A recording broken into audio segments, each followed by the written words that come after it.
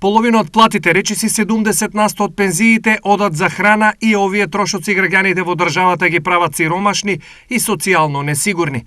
Прашањето за платите и пензиите е поактуелно од било кога, па од тука и прашањето кои се честните плати и пензии во услови на криза. Најмалку треба 15, ама и до 20.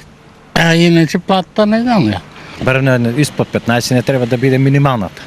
Сега на тие за да може за еден да речеме пензионер. А сега нагоре колку ќе може да зима, тоа е друго. 500 евра. Испод 30 не. Стандард е, знае се кој е. Пензијата, а за плата да не збориме. Мислите дека повеќе плата? Повеќе треба.